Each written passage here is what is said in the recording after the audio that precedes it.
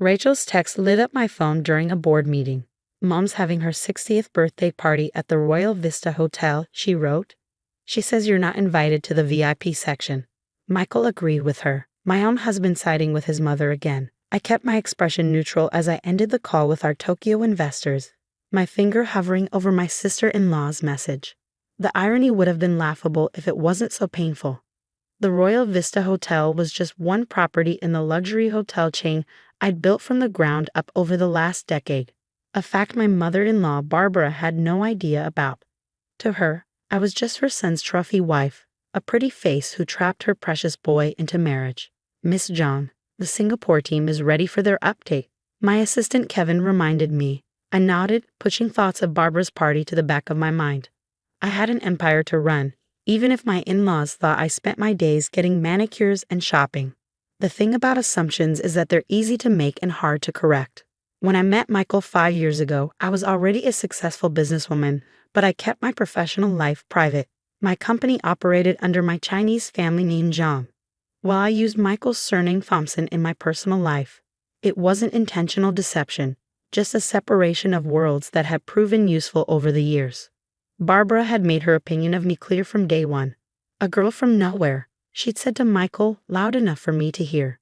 No family connections, no proper education. She'd never bothered to ask about my background, and I'd never bothered to correct her assumptions. Michael, eager to keep peace, had always brushed off his mother's behavior. It's just how she is, he'd say. She'll warm up to you eventually. 5 years later, I was still waiting for that warmth. I finished my calls and pulled up Rachel's text again. The party was this weekend. A lavish affair for 300 guests at my flagship hotel. Barbara had been working with my events team for months, though she'd never met the owner. Me, she just dealt with the managers throwing around Michael's name to demand special treatment. Kevin, I called. Get me Daniel from the Royal Vista. Daniel, my hotel manager, answered on the first ring. Miss Zhang, I was just about to call you about Mrs. Thompson's birthday party. She's been quite demanding. I could imagine. Tell me everything. The list was extensive. Barbara had insisted on the presidential suite at a discount because her son was friends with the owner. She demanded exclusive use of the VIP lounge where she planned to host an intimate gathering for select guests after the main party. A gathering I wasn't invited to, despite being her daughter-in-law. She mentioned you might come, Daniel said carefully. She was quite specific about where you should be seated. In the back, by the kitchen entrance. Of course she was. I pulled up the guest list on my laptop. All of Hartford's elite would be there. Judges, politicians, old money families. People Barbara had spent her life trying to impress. People who, ironically, I often sat with in boardrooms and charity committees, though she didn't know that. Daniel, maintain all her arrangements, I decided. But I want the security team briefed and make sure Marcus is bartending the VIP lounge. Marcus was our best mixologist, and more importantly, he knew exactly who I was. The day of the party arrived bright and clear. Michael had left early to help his mother prepare, leaving me to get ready alone. Mom thinks it's better if we arrive separately, he said, not meeting my eye. You understand, right? I understood perfectly. I chose my outfit carefully, a simple black Chanel dress, elegant but understated. No need to compete with Barbara's guaranteed extravagance. I arrived exactly on time, walking into the grand ballroom I helped design 3 years ago. Barbara had outdone herself. Ice sculptures, champagne fountains, a string quartet playing in a corner. She stood holding court near the entrance, resplendent in a red designer gown. Michael dutifully by her side. Oh, you came, she said when she spotted me, her smile not reaching her eyes. The general seating is that way. Michael, darling, help me greet the mayor. I watched them walk away, knowing how Michael's shoulders tensed. He knew what his mother was doing was wrong, but he'd never stand up to her. Not without a push. I made my way to my assigned table next to the swinging kitchen doors. A few other outcasts were seated there. The second cousins Barbara tolerated, a neighbor she felt obligated to invite. They avoided my eyes, not wanting to be associated with the snubbed daughter-in-law. The evening progressed exactly as Barbara had planned. Dinner was served, speeches were made, and then came the announcement about the VIP gathering in the exclusive lounge. I watched as half the party made their way to the elevators, golden bands glinting on their wrists. Michael cast a guilty look my way before following them. Perfect timing. I pulled out my phone and texted Daniel. Time for phase 2. The next hour was a masterclass in subtle revenge.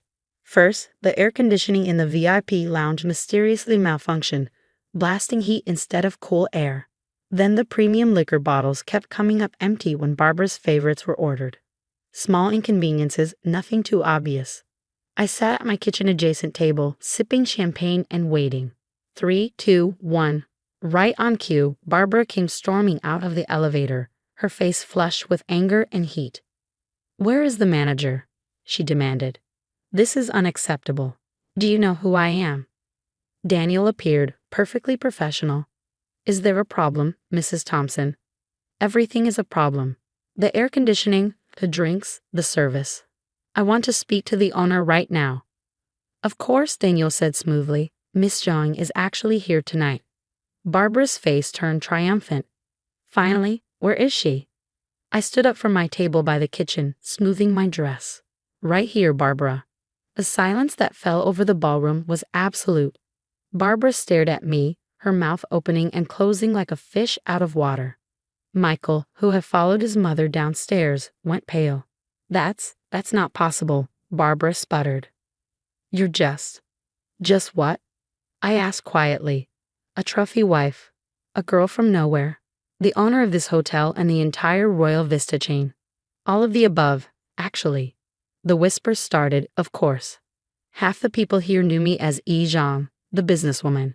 They were just now connecting the dots.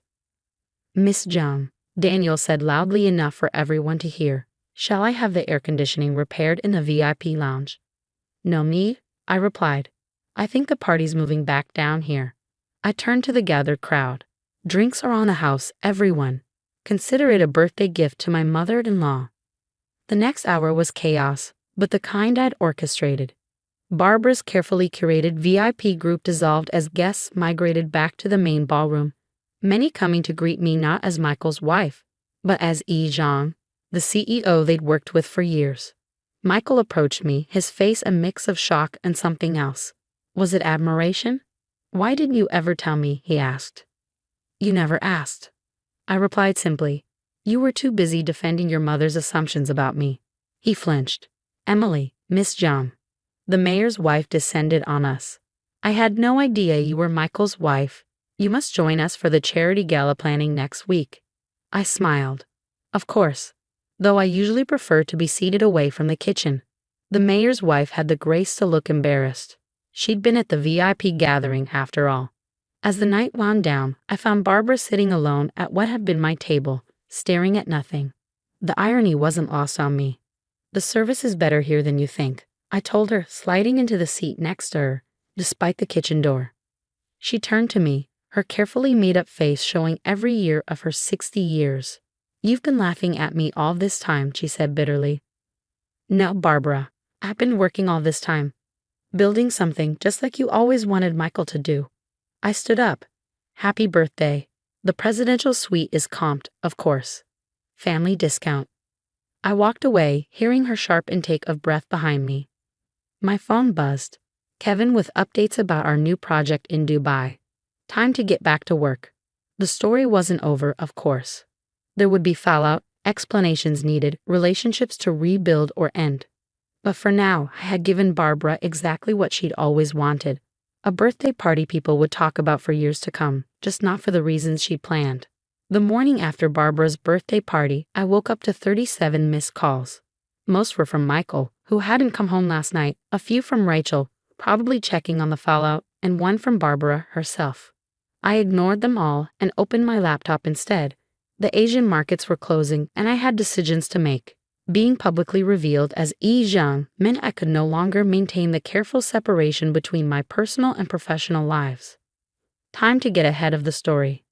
"Kevin," I said when he picked up, "schedule a press release. It's time to put a face to the Royal Vista brand." My phone buzzed again. "Michael this time," I answered. "Where are you?" His voice was rough, either from lack of sleep or too much drinking. "In my home office, where I am every morning at 7. You have a home office." I closed my eyes. 5 years of marriage, and he never once asked what was behind the double doors in our east wing.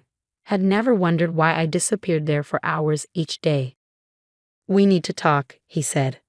"Yes, we do. But first, I have a board meeting. Come by my office, my real office, at noon." "Your office?" he repeated, like the words were in a foreign language. "At the Zhang Industries building downtown, 37th floor. Tell reception your wife is expecting you."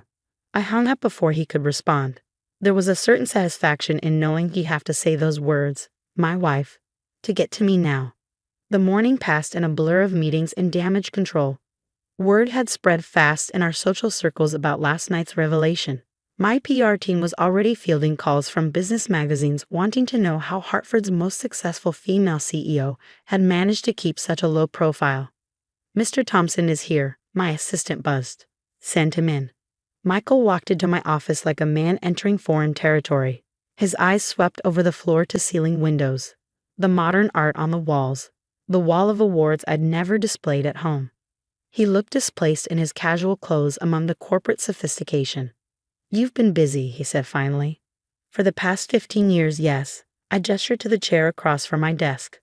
"Though you never noticed." He sat, running a hand through his disheveled hair. "Mom's a mess." Of course that's what he led with. Always his mother first. "Barbara's pride is hurt," I corrected. "She'll survive." "She says you humiliated her, deliberately set her up to fail at her own birthday party." "No, she set herself up by trying to humiliate me. I just chose not to play the role she assigned me." Michael shifted uncomfortably. "You could have told me about all this. Like you told me about agreeing to exclude me from the VIP section." He had the grace to look ashamed. "That was wrong. I should have stood up to her." "Yes, you should have. But you never do, Michael. And now I have to wonder, would knowing about my success have changed anything? Or would you have just had a different excuse for letting your mother treat me like dirt?" My intercom buzzed. "Miss Zhang, Tokyo is calling in 5 minutes." I looked at Michael. "I have a company to run. We can continue this conversation at home." He stood looking lost. "When will you be home?" "When I finish work. Like always." Understanding finally dawned on his face. All those times he thought I was at yoga, or shopping, or lunch with friends, I'd been here, building an empire while playing the role his family had cast me in. The next few weeks were a crash course in reality for the Thompson family. Barbara, unable to face her social circle after the party, fled to her sister's house in Florida. Rachel, who'd always been kinder than the rest, called to apologize for her years of condescension. "I just assumed," she said. "Because Mom said." "A lot of people assumed," I replied. "That was their mistake." The business press had a field day with my story. Hidden CEO. The woman who built an empire in secret, ran one headline. Trophy wife or business mogul. The double life of Emily Zhang Thompson declared another. I gave exactly one interview to a respected business journal. When asked why I'd kept my professional life separate, my answer was simple. Success speaks for itself. I didn't need to announce it. The article went viral. Michael moved into our guest room. We were in limbo. Not quite separated, not quite together. He attended therapy, trying to understand his role in enabling his mother's behavior. I watched him struggle with the realization that his trophy wife was more successful than he'd ever be. Barbara returned from Florida after a month, considerably subdued. She requested a meeting through Michael. "I'll see her at the hotel," I decided. In the VIP lounge. She arrived exactly on time, dressed with her usual elegance but missing her usual arrogance. Marcus served drinks without being asked. Champagne for me, water for her. "You've redecorated," she said, looking around the lounge. "Yes, the whole hotel is being renovated. We're expanding." She flinched at the "we." "I suppose you want me to apologize." "No, Barbara, I don't need your apology. What I want is for you to understand something." I leaned forward. "I am not the woman you imagined me to be. I never was. Your son married a CEO, not a trophy. And if you want any relationship with us going forward, you need to accept that reality. And if I can't, then you'll miss out on a lot more than VIP access to my hotels." She took a shaky breath. "Michael is in therapy." "Yes. Because of me. Because of himself. He's finally facing his own role in our dynamics." She stirred her water. the ice cubes clinking against the glass. And you? Will you forgive him? That depends on Michael, on whether he wants to be a partner or just a son who never grew up. The renovation works echoed through the building, a fitting soundtrack to our conversation about rebuilding. I looked you up, Barbara said finally. Your company, your achievements, the charity work. She paused. The scholarship program for underprivileged girls. Someone has to help the girls from nowhere achieve their dreams. She flushed, recognizing her own cool words thrown back at her. As she left, she turned back one last time. For what it's worth, I was wrong about you. I know, I replied. I always knew. That evening, I found Michael in my home office, really looking at it for the first time. He was studying the framed photo on my desk, us on our wedding day. I was so proud that day, he said without turning around. Proud that someone as beautiful as you had chosen me. I never thought to be proud of anything else about you. And now? He turned, his eyes red. Now I'm ashamed of myself, of how I let Mom treat you, of how little I knew my own wife. He swallowed hard. But mostly I'm in awe of everything you've built, of how strong you are. I don't deserve you. Probably not, I agreed. But deserving me isn't the point, Michael. Supporting me is. Being a true partner is. Can you do that? I want to try. He gestured to my desk. Show me. Tell me about your company, your work, everything I should have asked about years ago. I sat down in my chair, watching him settle into the visitor's seat, just like in my downtown office. But this time, he was ready to listen. It started 15 years ago. I began with one small hotel and a dream. 3 months after Barbara's birthday party, we hosted another event at the Royal Vista. The official launch of our Asian expansion combined with the announcement of a new scholarship foundation for women in business. Michael stood beside me as I gave my speech, his hand supportive on my back. Barbara sat in the audience, not in the VIP section, but not by the kitchen either. Progress comes in small steps. Rachel had joined my board of directors, bringing her legal expertise to the company. She'd broken free of Margaret's influence, finding her own voice in the process. As for me, I was finally fully myself, like Chin Williams, CEO of Grand Haven Hotels, and a woman who had built her success one careful brick at a time. No more hiding, no more playing small to soothe others' insecurities. The trophy wife was gone. In her place stood what had been there all along, a woman who had built an empire. While others underestimated her, a woman who had turned assumptions into advantages and silence into strength. After all, sometimes the best revenge isn't just success, it's success on your own terms.